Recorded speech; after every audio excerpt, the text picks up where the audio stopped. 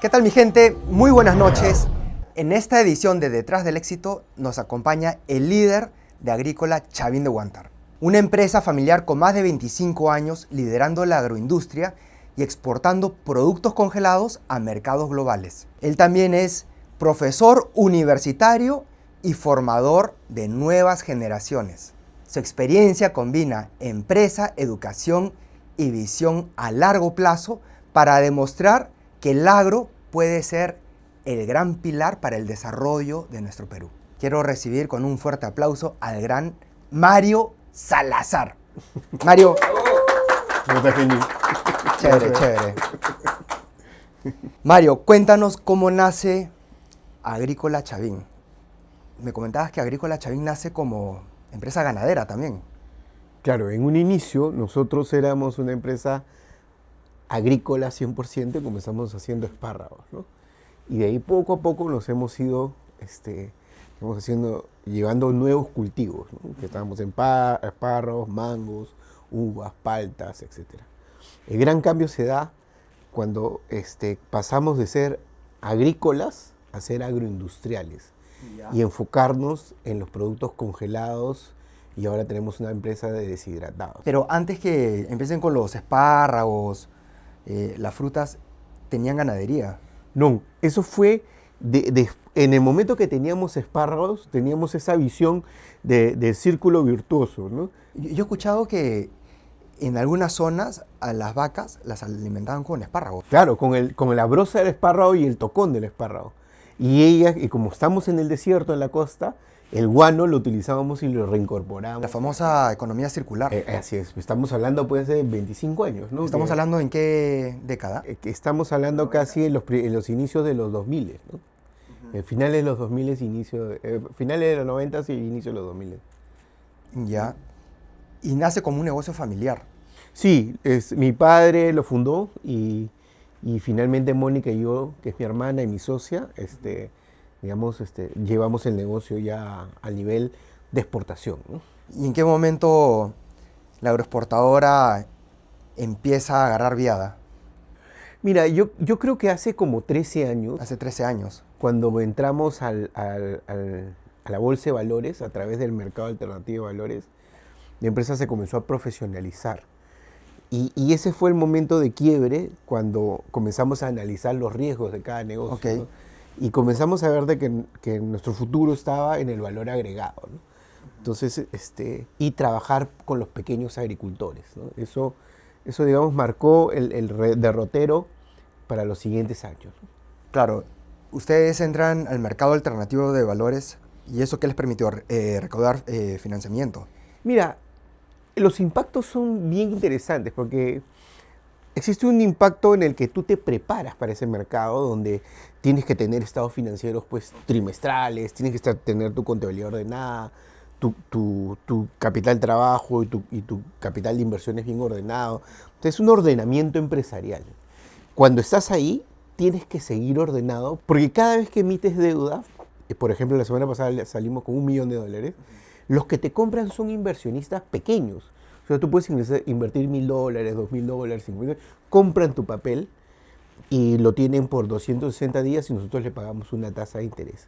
Pero esas personas que compran, que ya lleven 13 años comprando, saben la historia pues de Chavín, qué hace, cómo va, qué pasó con el fenómeno del niño, qué pasó cuando un presidente cayó, otro presidente cayó. O sea, es bien interesante porque es el mercado el que ve los números, la situación de la empresa y el país. Entonces, bien interesante estar en el mercado. Pero todavía falta mucho por difundir el acceso al mercado alternativo de valores. Sí, justamente estoy preparando un libro que va a salir antes del primer semestre de este año, donde cuento mi historia y cuento el análisis de las empresas que han entrado al mercado alternativo de valores para ver cuáles son sus falencias. Y una de las falencias, Kenji, un poco siendo spoiler del libro, es la profesionalización interna de la empresa, ¿no? O sea, en el país estamos acostumbrados que el empresario piensa que su empresa es su caja chica.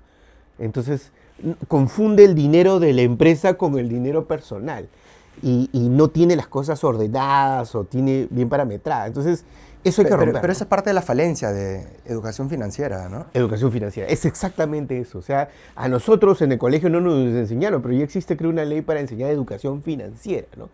Porque ideas tenemos, recursos tenemos, estamos en un país lleno de recursos. El asunto es cómo llevas tu emprendimiento, y emprendimientos pequeños hay, cómo llevas tu emprendimiento al siguiente nivel. Y ese siguiente nivel es orden y profesionalización, ¿no? Claro. Oye, Mario, y en los 90s, el negocio lo empieza tu papá, de ahí ustedes los hijos. ¿Qué tendencias vieron que se venían en el futuro, que otras agroexportadoras no lograron verlo o leerlo? Bueno, yo creo que al final de los 90 dejamos de ser parias mundiales, ¿no? Y se comenzó a aperturar el mundo para nosotros. El primer producto de exportación, siempre recuerdo, es el espárrago. El ¿no? espárrago. Es el que nos abrió el mundo. Entonces llegamos a las ferias internacionales y los gringos venían acá y miraban el espárrago. La pregunta era, ¿y qué otro producto me puedes ofrecer? ¿no? Entonces de ahí vino pues el mango y vinieron otros productos, una canasta exportadora ahora grande que tenemos, y eso nos abrió las puertas al mundo, ¿no? En realidad, muchos de nuestra generación no sabían ni hablar inglés, ¿no? Entonces, salir a vender al mundo, a competir con el mundo. Es más, mucho de nuestra generación también negoció los tratados de libre comercio, ¿no? Entonces, es interesante, ¿no? Una generación que ha hecho todo este comercio exterior y ahora el Perú exporta casi, a noviembre teníamos 14.500 millones de dólares en exportación, ¿no? Wow. Que es un montón, porque en los 90 no se exportaban ni 200 ni 300 millones, ¿no? Entonces, estás hablando que una empresa nada más en el Perú factura 500 millones hoy día. Pero en ese tiempo, al principio de los 2000, todo el país exportaba 300 millones, ¿no? Entonces, mira ese salto que hemos dado de una generación que apostó por el Perú en la época que tu papá fue presidente. Nos quedamos aquí a pelear, a luchar y a salir. Y mira cómo en 10 años, con lo que nos enseñaron, y con esta apertura de mercado y este orden macroeconómico, y el marco jurídico, ¿no? El marco jurídico hemos despegado. Es básicamente eso. Yo no soy hijo pues, de gente millonaria, soy una persona que siempre he sido de clase media, ¿no? Entonces, oye, pero es paradójico, ¿no? Porque, claro, el Perú se transforma en primer productor de espárragos, de ahí arándanos, pero el Perú no consume espárragos y también el consumo de arándanos es bien pequeño, limitado acá, ¿no? Sí, yo creo que son productos nuevos, pero que la gente las nuevas generaciones van adquiriendo estos gustos, ¿no? O sea, tú ya ves una generación, por ejemplo, que toma bebidas sin alcohol, ¿no? Claro. Entonces ya se van cuidando, ¿no? Cerveza sin alcohol. Cerveza sin alcohol. Entonces hay gente que ya comienza a decir, oye, yo quiero comer espárrago, ¿no? Entonces sí, y el arándano, ¿no? Y las propiedades del arándano, y así podemos seguir mencionando, y en nuestro caso, en nuestro país va a ir evolucionando, ¿no? Eso. Uh-huh. Oye, ¿y cómo se construye una agroexportadora acá en Perú cuando la banca es bien limitada? El acceso al crédito. Mira, yo creo que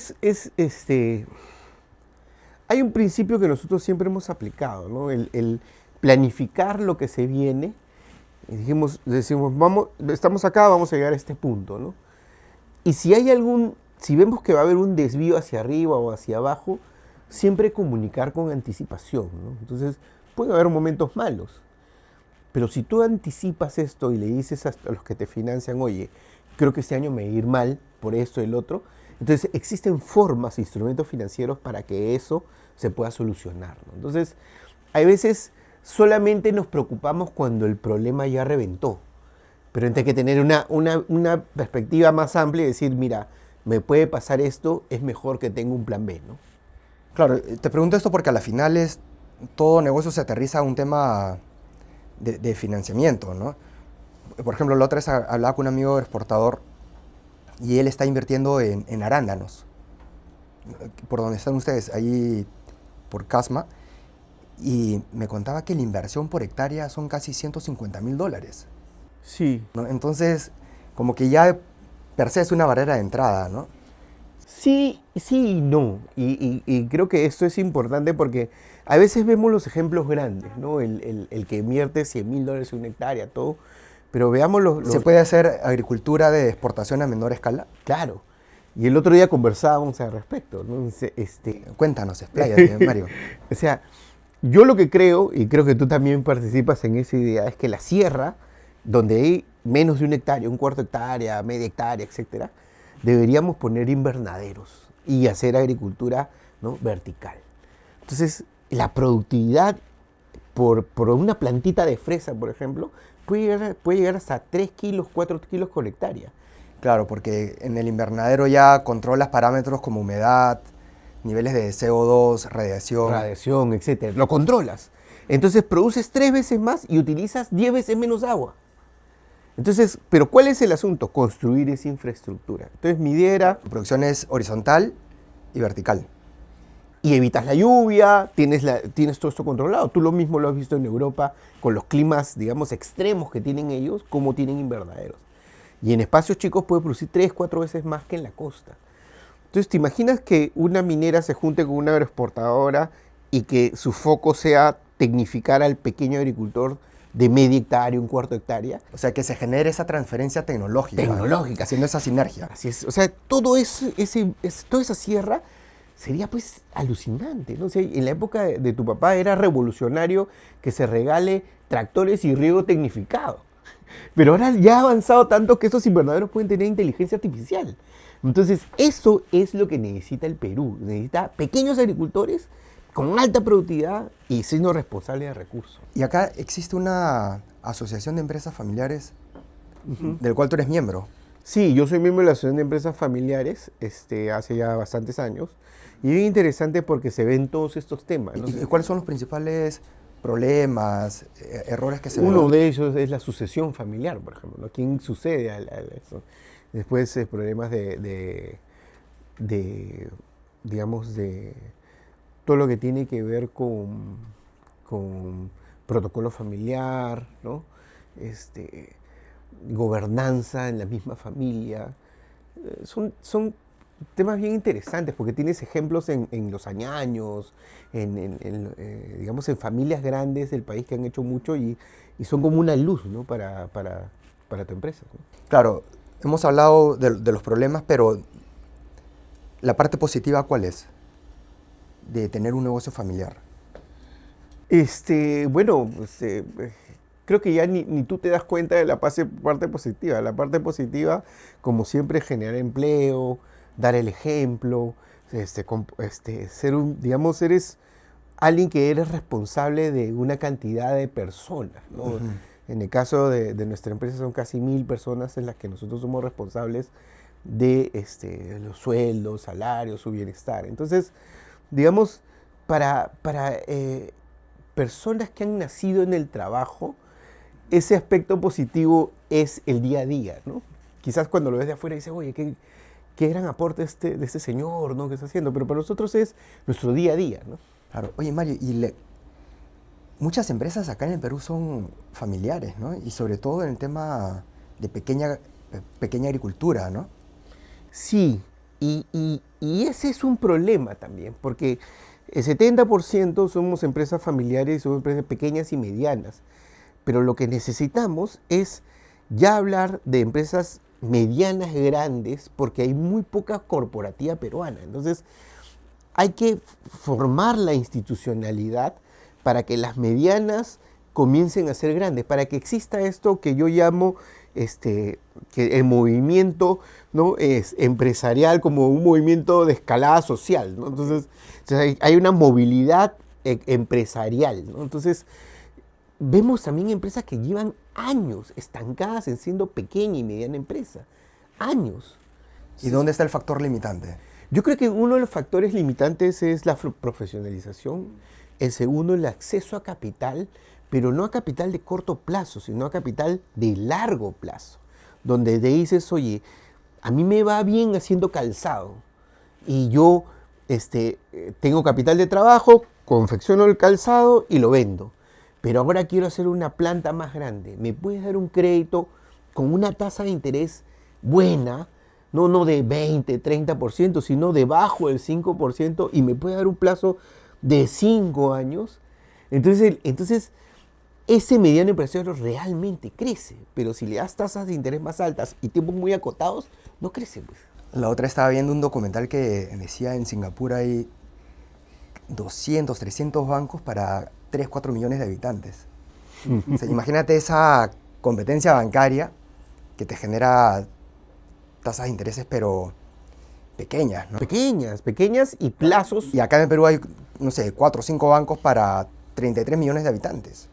Sí, y hay mucha pequeña empresa que no está haciendo esa movilidad social empresarial hacia mediana y de mediana hacia grande y de grande hacia corporativa. Claro, pero ahí el motor es el acceso a crédito. El acceso a crédito, pero también viene acompañado de profesionalización, Claro. de que el espíritu del emprendedor tiene que ser a largo plazo, no una mentalidad mercantilista, no decir, oye, yo voy a quedarme... Es que en el agro nosotros nacemos así, porque plantamos un árbol y sabemos que vamos a estar amarrados al negocio. Tienes que esperar, no sé, en el caso de paltas, 4 o 5 años para que Entonces, empiece a producir. nuestra visión como agrícolas es distinta, porque si nosotros hacemos este negocio para quedarnos y pensamos en largo plazo, ¿no?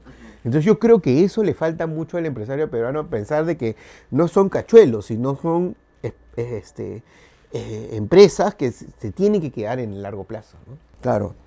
Mario, y desde tu posición, tu experiencia, ¿qué le dirías a una empresa familiar que se resiste, tiene miedo a los cambios, a hacerse más profesional, o algo sencillo como tú me decías, ¿no? Tener mínimo de educación financiera, ¿no? Yo creo que sí. Un ejemplo claro... O eso se está dando con las nuevas generaciones.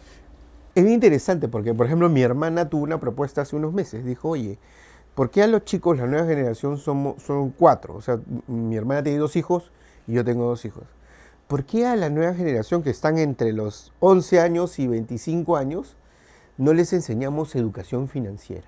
Y contratamos a una persona que les enseñe cómo ahorrar, cómo usar correctamente la tarjeta de crédito, cómo tu sueldo lo destinas una parte para el ahorro, otra parte de la inversión, que se den cuenta de los gastos hormigas. Si tú enseñas a esta nueva generación estas cosas simples, cuando sean empresarios o responsables, lógicamente que eso lo van a trasladar a ese escenario, ¿no? O sea, ya desde chiquitos irles inculcando la cultura financiera, del ahorro. Sí, sí, sí. Y interesante porque no solamente se lo hemos hecho con nuestros hijos, sino con las parejas de nuestros hijos que tengan más de 5 años de enamorados. Porque también la pareja influencia si tú eres o no eres ahorrador o gastador, etcétera, o si vas a invertir en algo. Las decisiones las tomas siempre en conjunto, ¿no? Y tú sabes que hay un libro, y la gente se ríe cuando yo les comento este libro, que se llama Padre Rico, Padre Pobre, de Robert Kiyosaki. Y la gente se ríe, pero lo que dice Kiyosaki es cierto, ¿no? Entender lo que es ingresos, egresos, activos, pasivos, para más o menos tener un orden, ¿no? Claro, claro. Y te das cuenta que mucha pequeña empresa es bien emprendedora, pujante, pero desordenada por dentro. Y es justamente por los conceptos financieros, ¿no? Entonces, yo creo que ahí hay un trabajo que hacer. Flujo de caja, evita. Claro, porque a veces dices, estoy vendiendo, pero a lo mejor no estás cobrando o tu margen es muy pequeño, tu margen es más pequeño que los intereses bancarios. Y al final sigues teniendo préstamo hasta que te endeudas mucho y estás muerto. Entonces, hay que entender cuál es el margen, en qué porcentaje me estoy endeudando, cuánto necesito de capital de trabajo, cuánto necesito de capital de mayor largo plazo, cuánto necesito en caja para momentos que, ¿no? En el agro nos da mucho que estamos a la renta, estamos así, entonces tenemos que tener cuidado, caja, flujo, ¿no? Claro. Mario, y después ustedes deciden apostar por el congelado. Sí, porque igual, como te comento ahora de los invernaderos, sentíamos con Mónica de que necesitábamos dar el siguiente paso, ¿no? Entonces te das cuenta... Es como una evolución. Sí. Te das cuenta, por ejemplo, que... Empieza con los espárragos, de ahí el mango, la palta, fresas y ahora congelado. congelado. Y te das cuenta que yo creo que una de las frutas más ricas que tenemos es el mango, ¿no? Y tú te vacilas porque te vas a Piura ahí, que agarras tu mango, comes y se chorrea y tú eres feliz, ¿no? Pero en otros países no se puede dar ese lujo. En Tokio, en Corea. Europa, en Corea, la gente pues es limpia, es ordenada, ¿no? Y no está acostumbrada a eso, ¿no?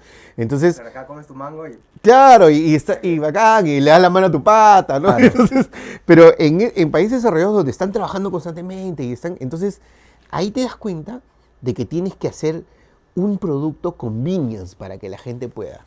Entonces, ahí vemos Rápido, rapidito. cubitos de mango donde ellos pueden con un montadiente comer el Claro. sabor que nosotros le queremos dar, ¿no? Que es un sabor pues espectacular, ¿no? ¿Qué llevan? Kent. Kent, básicamente, en mango, ¿no? Claro, allá cortan la bolsa, meten a la licuadora, lo mezclan con leche. A ver. Claro. Entonces, Este que es el mango. el mango, ¿no? Entonces, claro, ya tienes el mismo sabor, pero ya no te ensucias, pues, ¿no? Claro, no hay mucho chiste para nosotros, pero en países desarrollados, Claro, y esto se haga que para mercado europeo, americano, asiático. sí. Y este, por ejemplo, es palta, ¿no? Palta. En diferentes cortes, también hay en slices, en cubos, ¿no?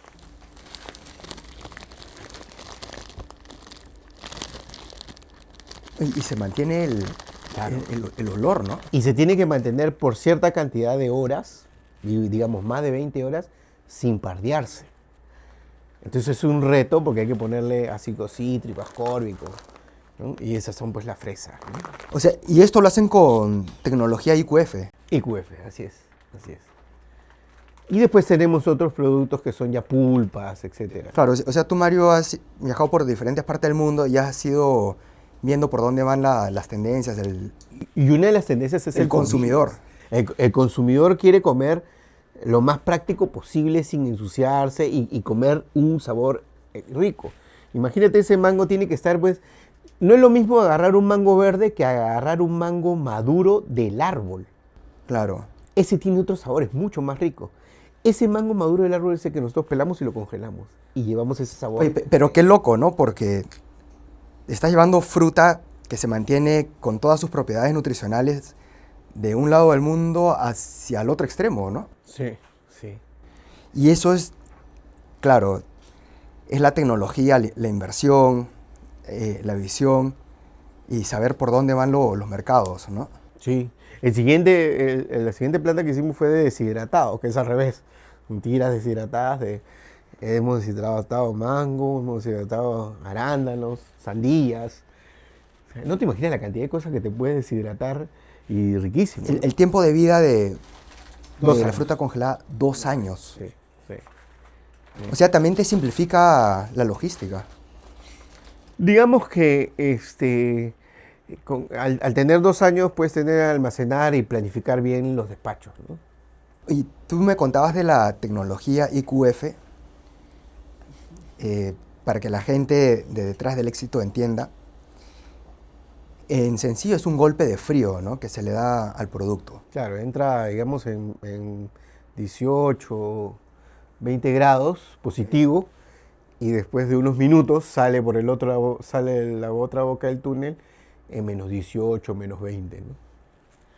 Claro, y la ventaja del IQF, de ese golpe de frío, es que evita que se formen cristales tan grandes dentro de la célula, del citoplasma, que se rompa la pared celular, ¿no? Así es. Claro, tú cuando tienes congelado IQF y lo descongelas, no se pone como mazamorra. Exacto. Es un golpe frío. ¡Pum! Y lo congelan tal cual. Es bien interesante. Y hay un montón de tecnologías, Kenji, en agroindustria para darle valor agregado a la fruta, ¿no? Entonces te das cuenta, por ejemplo, en la palta que ahora están haciendo aceite de palta, un productos liofilizados o freeze dry. Es una gama de productos. ¿Por qué? Porque se está reemplazando el snack de ultraprocesados a tener snacks naturales. Y eso lo tiene el Perú. Y esto es, digamos, es para medianas empresas. Pues las grandes hacen miles y miles de hectáreas y lo exportan en fresco, como tu amigo que lo has visto. Pero existe el producto B, C, que no califica para fresco, y sobre eso hay industrias, como la de congelado, jugos y concentrados, liofilizados, deshidratados. Y ese es el espacio para las medianas empresas. el otro estaba en Cañete, una pequeña producción de palta, y la merma lo utilizan para hacer aceite de palta. Claro.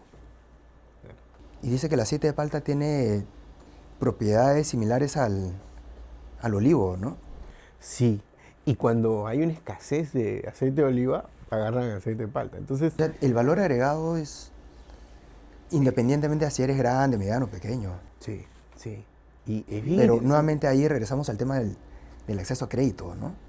Regresamos al mismo tema de profesionalización, acceso a crédito, que es muy, muy, muy interesante, pero también el pequeño productor tiene que engarzarse con medianas, grandes empresas exportadoras, como la mía, por ejemplo, que les puede dar acceso al crédito, ¿no? A tasas bajas, siendo buenos agricultores. Entonces ya tu problema no es el dinero, tu problema es qué tan rápido adopta la tecnología el pequeño agricultor. Y las buenas prácticas. Y las buenas prácticas y los pesticidas, ¿no? Que es un tema, pues, fundamental, que no se habla, ¿no? Bueno, acá hablemos de los pesticidas, que a mí me parece sumamente interesante porque realmente no se le da la debida importancia, ¿no? No, no. Y Tú me contabas que hay productos que uno compra en el mercado y si ese mismo producto se va a un laboratorio en Europa, no pasa los estándares de allá, ¿no? sí, sí, sí. Y en productos cuya base puede ser el ají amarillo y el rocoto, que es triturado y después puesto en unas salsas, en unas pequeñas bolsas, pero nadie está analizando si esos productos tienen o no pesticidas o metales pesados. Y Que en verdad, cadmio, glisofato. bueno, digamos, tiene, ¿no? Digamos, con nombres tendríamos que hacer el análisis, ¿no? Pero lo mismo sucede con cultivos de fresa o todos estos cultivos de mercado nacional.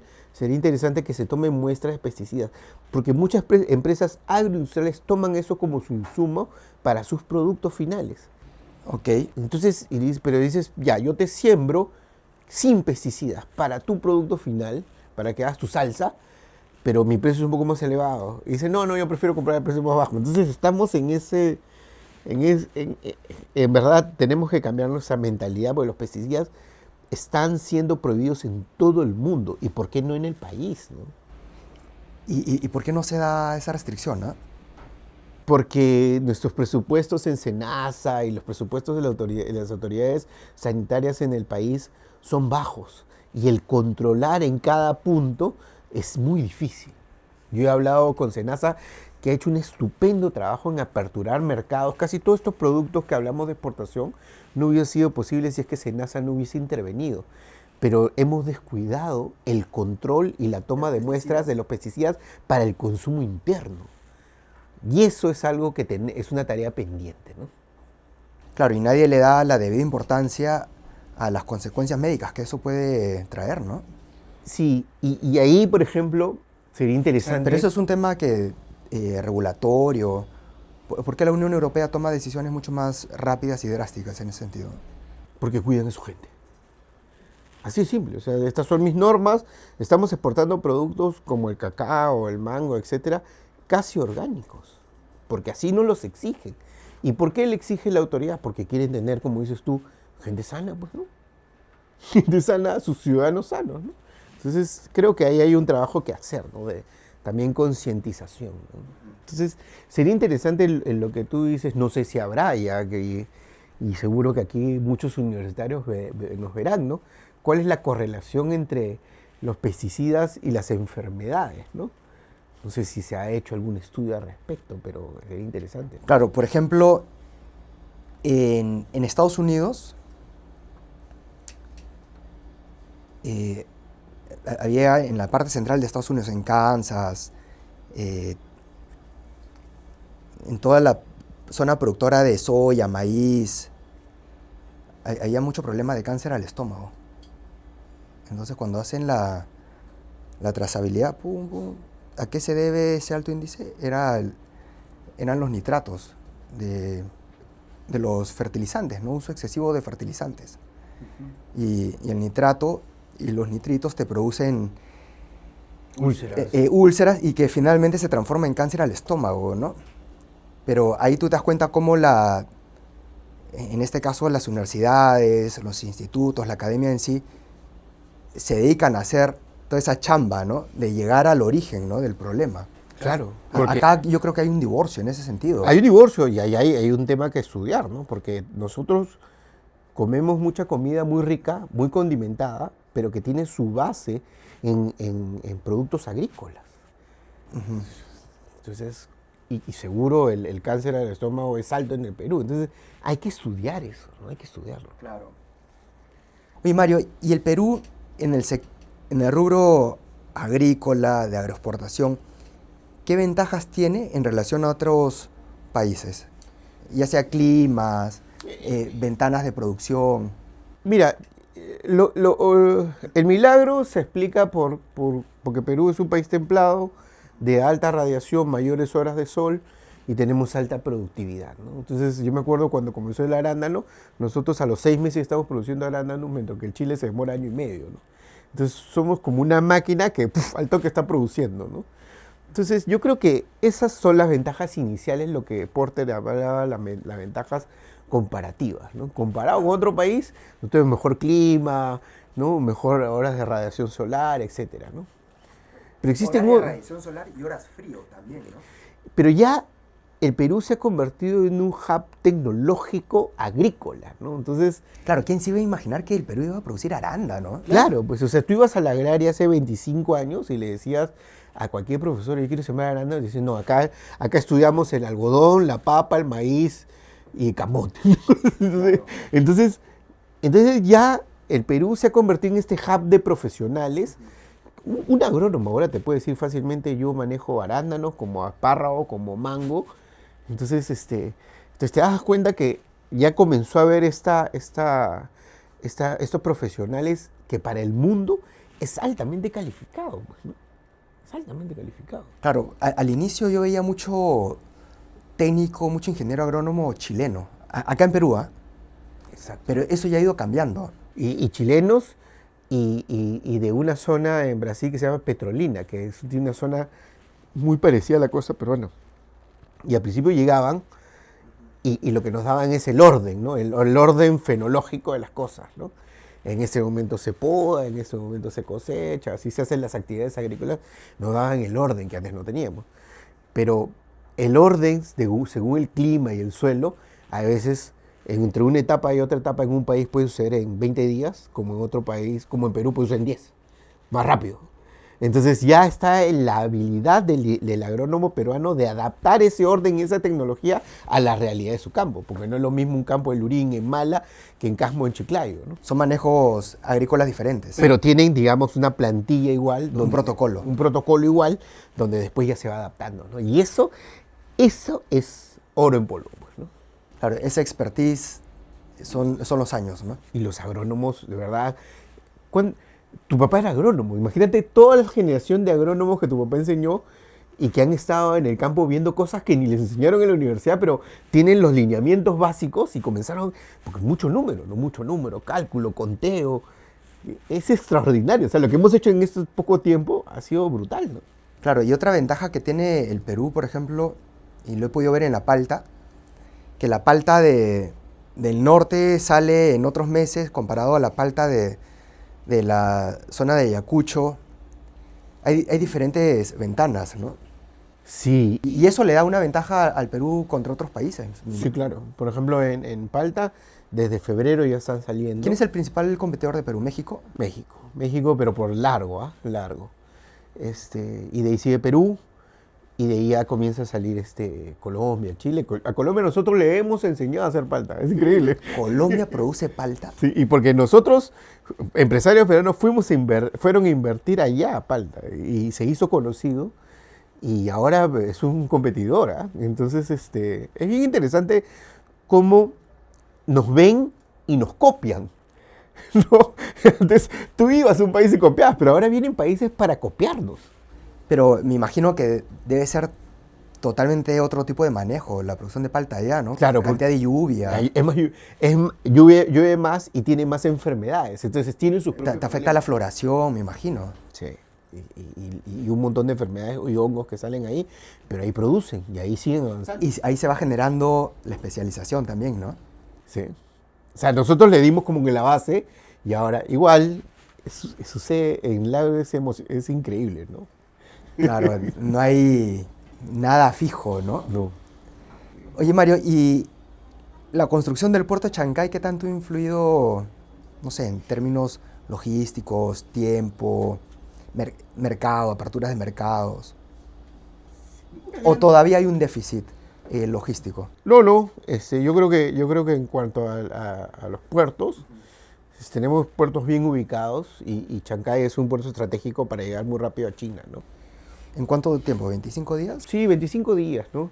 Por ejemplo, nosotros tenemos un tratado de libre comercio que ya hace 12 años con China y podíamos exportar mango fresco, pero nunca hemos exportado mango fresco. Pero claro, si ponías un mango en un contenedor y llegaba a los 45 días, llegaba mazamorra, ¿no?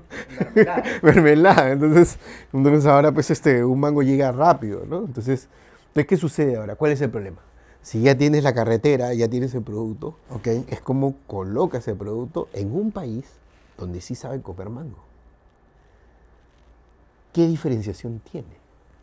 Y ellos tienen los mangos rojos y nosotros tenemos los mangos amarillos. Entonces, y ahí, ¿no? Ellos llaman Apple Mango y Golden Mango, ¿no? Entonces, Que, o sea, ellos consumen mango que de Vietnam, de toda esa zona. sí, claro, unos mangos también muy buenos. Pero el mango peruano congelado sí puede entrar al mercado chino. Sí, el mango, la fresa y la palta, ¿no? Y la palta, que te comentaba, el noviembre estuve en Shanghái y qué tal la escala, ¿no? La escala de un país, ¿no? Dices, oye, mira, ¿no? Le llevo mi palta congelada, ¿no? Entonces dice, oye, me parece bien, ¿no? Nos gustan los chinos, ¿no? Pero vamos a probar, ¿no?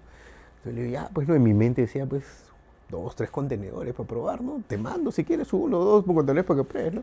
No, mándame 300. O sea, te das cuenta de la escala de otro país, otra dimensión. Entonces, necesitamos entender. O sea, ya tenemos el producto, ya tenemos la carretera, pero necesitamos entender que estaba en la feria.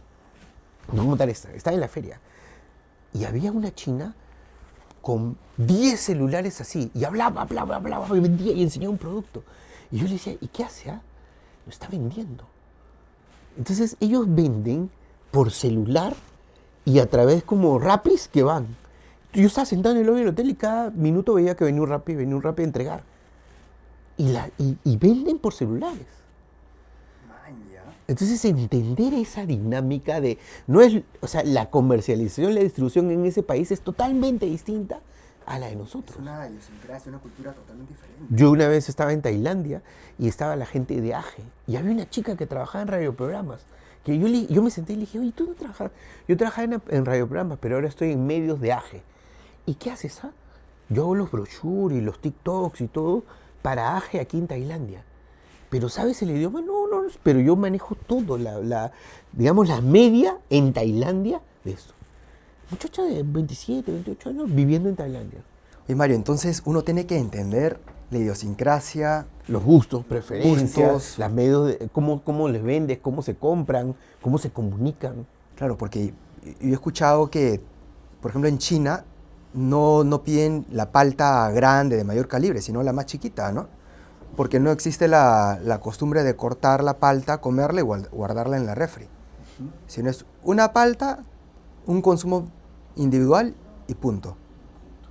Y así hay, por ejemplo, el otro día mi hermana Mónica, que está encargada de la parte comercial, me contaba de uno de sus clientes en Corea, que vende comida o frutas congeladas y comida congelada.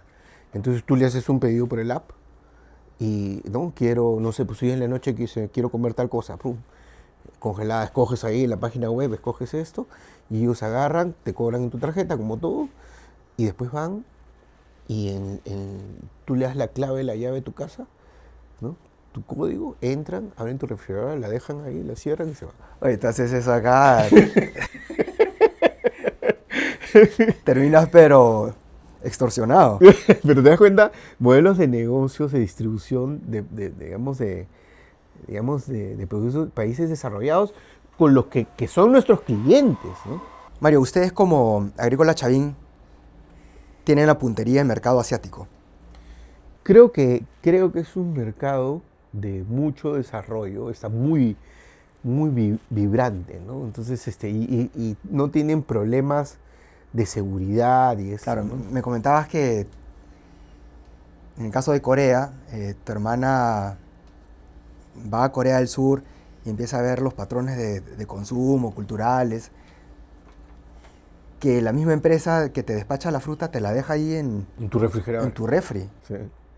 Imagínate, ¿no? Y esa es una empresa que vende pues productos congelados y te lo deja en tu refrigeradora. Mira qué bonito, ¿no? Que compres, entren a tu casa y te dejan tu refrigeradora y tú llegas en la noche, abres y lo cocinas, ¿no? Entonces así también gustos y preferencias. Y eso es, digamos, también cambiar la mentalidad del profesional peruano, ¿no? Que vea que también puede ejercer su profesión aquí como allá, ¿no? Como en el caso que te contaba de la chica que hacía medios acá y se fue a hacer medios a Tailandia, ¿no? Entonces, Claro. entonces el profesional peruano moderno tiene que estar con esa mente aperturada al mundo, Y ¿no? eso es la importancia de viajar por el mundo, ¿no? Y la importancia de que muchas empresas como la mía y como la de muchos agroexportadores le abren las posibilidades a la gente joven a que lo hagan, pues, ¿no?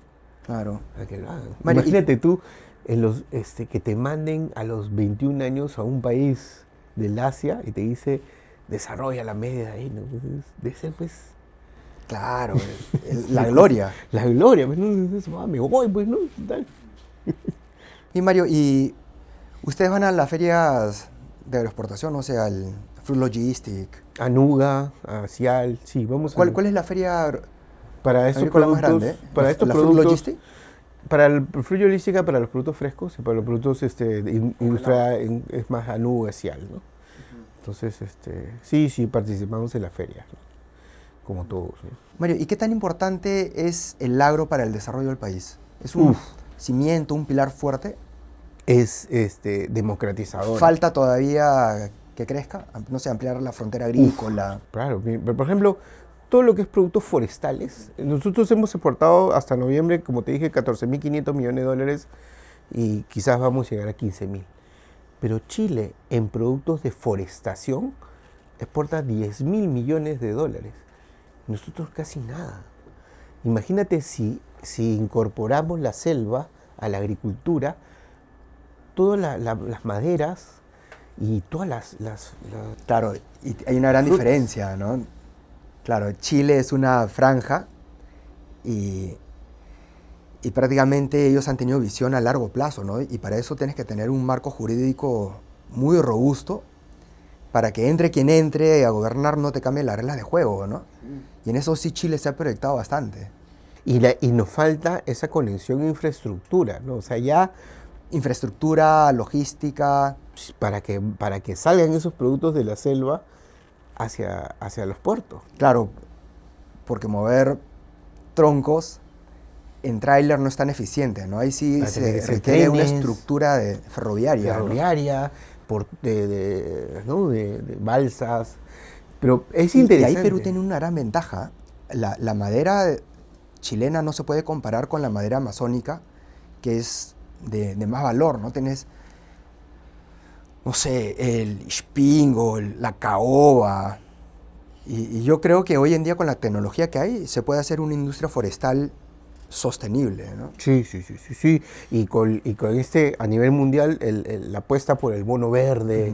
Los bonos de Los carbono. bonos de carbono. Entonces, sí está la estructura financiera para que se desarrolle, ¿no?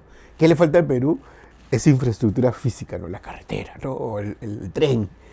Y eso incorpora a la economía 10.000 millones de dólares más sin ningún problema, ¿no? Entonces, el Perú todavía tiene para desarrollarse un montón, ¿no? Yo estaba en Japón y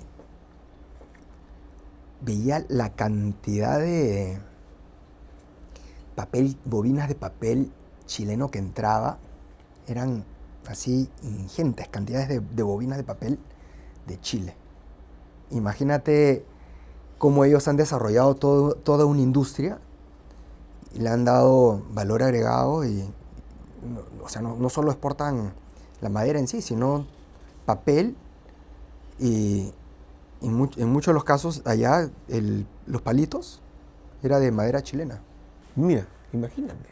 Increíble, ¿no? Increíble. Y es estar ahí. Yo creo que Asia es muy, muy Y- rico para eso. Y el Perú tiene un potencial forestal, no solo en el ámbito amazónico, sino hay zonas de la sierra que tienen lo que se llama aptitud forestal para hacer plantaciones forestales, ya sea de, no sé, pino radiata, tecunumani o diferentes variedades de eucalipto, ¿no? Sí. Tiene una riqueza brutal. Mm. Oye, Mario, ¿y hay algo que nuestros seguidores detrás del éxito siempre quieren que le preguntemos a nuestros invitados? Retos, desafíos que tienen que pasar ustedes, desde los pininos hasta cuando ya la empresa agarra posicionamiento. ¿Cómo lidiar con los Yo creo que los problemas operativos siempre existen, ¿no? Que las producciones no te salgan como quieres, o que tu flujo de caja o tus estados financieros no sean como esperado. Pero yo creo que un reto para empresas familiares en general en el Perú es buscar siempre qué hacer distinto, ¿no? Ese posicionamiento de hacer cosas distintas, lo que te vengo comentando, ¿no? El agro tradicional, la agroindustria, y te voy hablando de invernaderos, ¿me entiendes? Es siempre ser curiosos y tratar de innovar, pero llevarnos siempre las cosas en orden, ¿no? De manera profesional, sin exagerar mucho, sin poner en riesgo a la empresa. O sea, el proceso de innovación, de diversificar, eh, tienes que buscar qué problema vas a resolver al consumidor. Exacto, exacto. Como el convenience en el mango que hemos visto, ¿no? Y ahora, ¿cuál es el otro? Por ejemplo, el consumidor ahora está preocupado por digamos, la calidad de la fruta, no solamente del sabor, del color, sino que no tengan metales pesados ni pesticidas, ¿no? Y un invernadero sí se lo da. Claro. O que gastes menos, un invernadero se lo da. Entonces, Pero, por ejemplo, problemas, retos a nivel empresarial, corporativo, porque mucha gente dice, ok, voy a hacer mi negocio, voy a emprender, y pucha, al año ya está tirando la toalla, porque viene tal crisis económica de otro país o viene una pandemia, se asustan y sueltan el emprendimiento. hay que estar preparados para moverse. O sea, también puedes estar en un negocio cuando de repente llega un montón de producto chino mucho más barato, ¿no? Entonces hay que saber cómo ¿Sí te ha tocado mueves. vivir En agro no. En agro es más difícil, ¿no? Pero fenómenos del niño? fenómenos del niño, por supuesto, que son complicados. Porque el fenómeno del niño es bien loco, porque en el momento que tú lo ves en la pantalla, tú ves el huaico, la inundación, todo, pero hay campos que no están en quebrada, ni están en zonas de inundables, y está normal. O, por ejemplo, yo he escuchado, sube la temperatura y la floración se corta. Eso es lo que sucedió hace 2 años en la campaña de mango, ¿no? Que el invierno de nosotros fue tan caluroso. Ok, Que ¿cómo, nunca floreó. cómo atraviesas ese túnel? Bueno, es como te dije, o sea, tener una empresa estructurada para que en años malos tengas tus propios recursos para poder, digamos, porque no puedes tú proyectar flujos de caja futuros en estado positivo siempre, ¿no? Tienes que tener, oye, esto puede suceder, ¿no? Entonces, ese puede suceder. Imponderables. Eso puede suceder, significa una disciplina del ahorro, una disciplina digamos, de precaver, y además de la diversificación, porque si cae este producto, pues tendrías que tener otro producto que reemplace, ¿no? Entonces, ahí está, ¿no? Las variables. Diversificar. Ahí está la seguridad empresarial, corporativa. Yo creo que sí, yo creo que sí. Hace mucho tiempo nosotros diversificamos y creo que eso también es un factor de éxito, y creo que eso se repite en todas las industrias que podemos ver, ¿no? Mario, ¿qué valores son así no negociables con mayúscula dentro de la empresa, dentro del negocio familiar? La honestidad es es uno de los valores, digamos, más fuertes de la empresa familiar, ¿no? O sea, tú te puedes equivocar y eso no amerita que te despida o que te llame, digamos, o sea, puedes ver tu error, pero puedes aprender de ese error, ¿no? Pero el no comunicar el error es una forma de deshonestidad. porque vas ocultando los errores y de Y repente se va acumulando, se va acumulando. Entonces yo creo que la honestidad vista desde el punto de vista de aceptar tus errores y comunicarlos para aprender y rectificar es algo súper valioso. Todas las cartas por encima de la mesa. Sí, sí, sí. Y tenemos esta de castigar el error. No, el error se ha hecho para aprender. Mario, tú eres profesor. ¿Profesor de economía?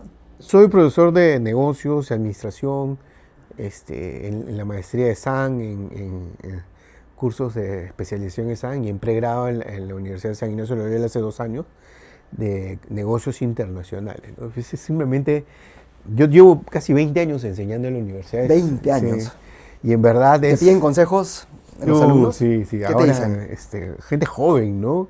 Muchachos de 17, 18 años, ¿no? Y es realmente gratificante enseñar a las nuevas juventudes, ¿no? Porque ellos en realidad, muchachos de 18, 19, no vieron los finales de los 80 ni los 90. Entonces, cuando tú le cuentas lo que hemos vivido, para ellos no existe, nunca lo vieron, no existió. Claro, ya han nacido, han crecido, digamos, cuando ya las cosas estaban ordenadas, ¿no? Sí.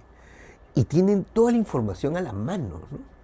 Lo que en nuestra época era ir a la biblioteca, a la hemeroteca, leerte revistas, libros. Yo soy de la época de, ¿te acuerdas la carta? Mandabas la carta, la doblabas, tenías que comprar estampitas y tenías que ir al postal. Entonces te va chocando con una... Yo soy la generación que enseño, pero además tienes una generación que no creció como tú, ni estudió como tú, ni vivió en un país como el tuyo. Y es sumamente divertido. Yo de verdad es que mando un mensaje acá a los empresarios que se tomen su tiempo para enseñar a estas nuevas generaciones, ¿no? Que Claro. es lo que yo hago. Mario, pero ya tú como una persona, digamos, cuajada, con experiencia en la empresa, en el sector agrícola, ¿qué consejos le das tú a tus alumnos que todavía tienen ese miedo de dar ese paso a emprender, ¿no? Porque muchos dicen, no, ok, voy a emprender, pero tengo miedo a que me pase esto, que no tenga las ventas que esperaba, que me caiga una multa, etcétera, etcétera. Porque los riesgos siempre están, ¿no? Los riesgos siempre están, ¿no? Pero el entusiasmo es el que no debe perderse, ¿no?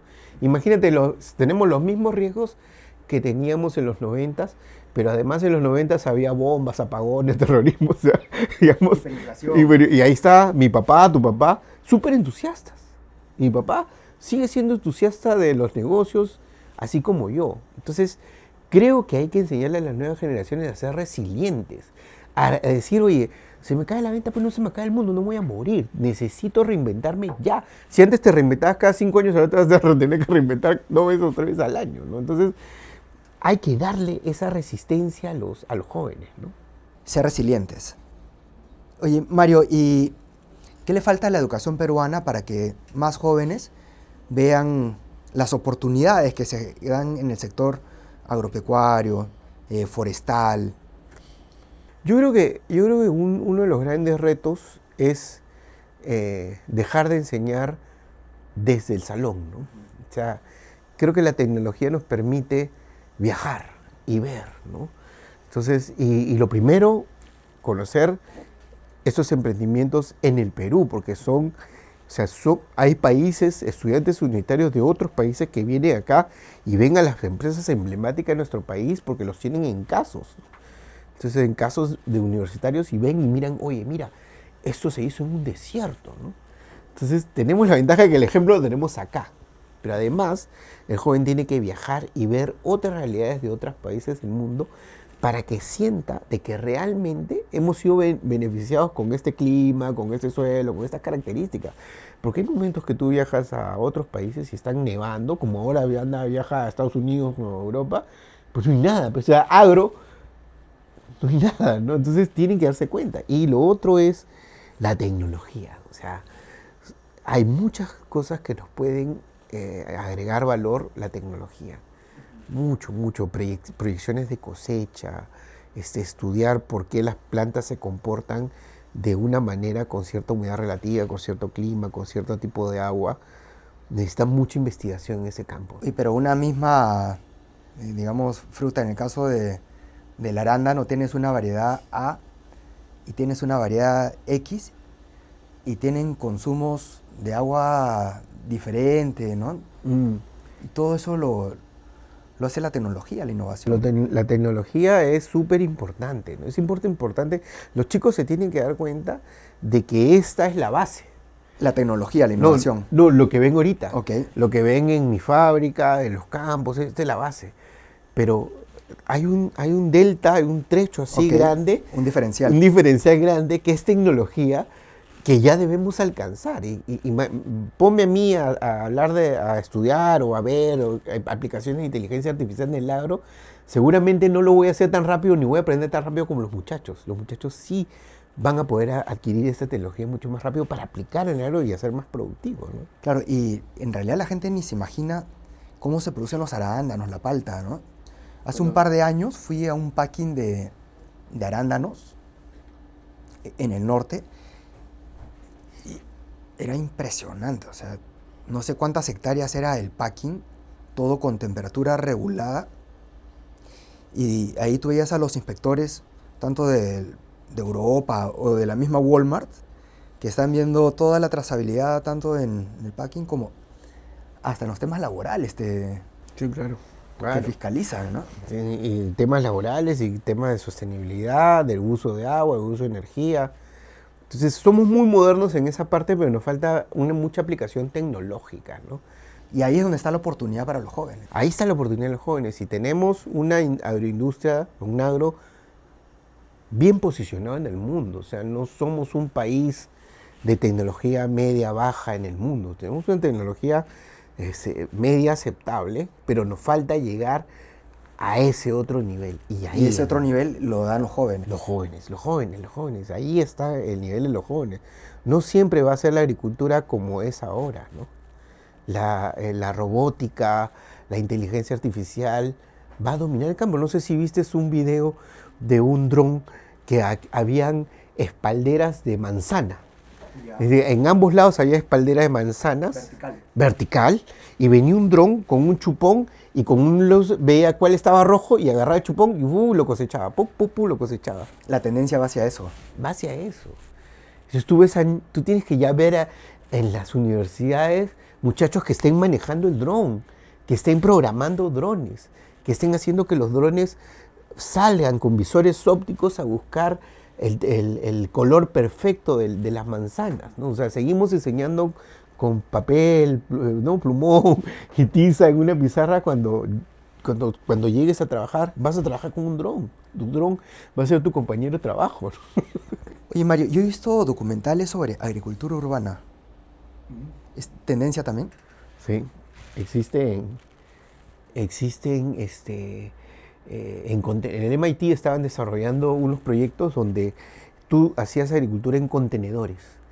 Y en esos contenedores le ponías pues la luz, la radiación, todo lo que hemos hablado, y lo ponían al costado de un supermercado. Entonces, ¿qué te ahorraba ahí? La logística, pues. Imagínate que tú tengas distribución, tú tengas bastantes contenedores al costado de bastantes supermercados, y ya te ahorras pues el viaje, ¿no? Y lo controlas todo con inteligencia artificial, todos tus contenedores produciendo lechugas. Todo en hidroponía. Todo en hidroponía. Entonces el supermercado solo tiene que abrir la puerta y entregarle el producto. Entonces, mira todo lo que te ahorras. Entonces esas cosas el joven tiene que salir a verlo en el mundo. Y gente linda, por si acaso, estamos siempre abiertos a cualquier tipo de auspicios. Oye, Mario, qué tertulia, qué conversa sumamente enriquecedora. Me quedo con toda la conversación que es tu visión, invernaderos, y que los jóvenes tienen que apostar en tecnología agrícola y que ellos son los que van a hacer esa bisagra, esa integración con la IA. Sí, y solo para agregar, en pregrado yo enseño en negocios internacionales. Y una cosa es un concepto de comercio internacional donde yo te vendo el producto y el gringo recibe o el chino recibe el producto. Pero otra cosa es negocios internacionales. ¿Cómo voy yo allá y formo una empresa allá para recibir el producto y para distribuir de la manera que se tiene que distribuir en esos mercados. Entonces eso es agarrar a un peruano y mandarlo por allá y decirle, desarrolla el mercado. Entonces muchos chicos se entusiasman con esa idea, porque a veces tú te pones a pensar solo en Perú y en puesto de trabajo en Perú, pero muchas empresas necesitamos que los jóvenes vayan a otro lado, ¿no? Y que desarrollen, que entiendan la tributación, las leyes, la distribución, los hábitos y consumos, los horarios de entrada y salida, lo que quieren. Y eso solamente se logra con que vaya alguien de Perú allá, que sabe cómo funciona acá y que lo desarrolle. Entonces una cosa es hacer comercio internacional y mandar el producto que de ahí para allá no sepas. Claro. Y otra cosa es que tú mismo estés controlando el producto que mandas y lo desarrolles como mercado, como marca. No tenemos marca. ¿Y ya se está desarrollando eso? Uf. ¿O todavía? Veo que empresas en arándanos, por ejemplo, hacen alianzas con la NFL para distribuir clamches de arándanos en estadios, ¿no? ¿Qué para el Super Bowl, así? Así es. Entonces vas agarrando nichos de mercados y vas poniendo marcas y vas entendiendo el consumidor que está en el otro lado. Y esos son nuestros propios alumnos de comercio, negocios Es un internacionales. entendimiento cultural total, ¿no? Claro. Entonces le cambias la óptica al muchacho que está ahí, ¿no? Que tiene 17, 18 años, y dice, oye, estar en esta industria me abre el mundo. Y eso ya cambia todo, ¿no? Qué loco, porque uno pensaría, no, la IA va a dejar mucha gente relegada atrás, pero no, o sea, va a integrar, mejor dicho, ¿no? Va a integrar. Porque el de acá va a poder decirle al de allá y el de allá va a poder explicar por qué salió más grande, más chico, más dulce, menos dulce. Siempre Claro. hay mercados, porque siempre hay consumo. Oye, Mario, yo soy de la generación Hi-Fi, Messenger. Tenemos mucho por aprender de los jóvenes. Sí. Mario, te agradezco por tu tiempo y darnos la oportunidad para que toda nuestra comunidad detrás del éxito conozca el sector agrario, agroexportación, que es lindísimo. Muchísimas gracias, Mario. Gracias, Kenny, a ti. Sé que tú también eres, igual que yo, un apasionado por el agro.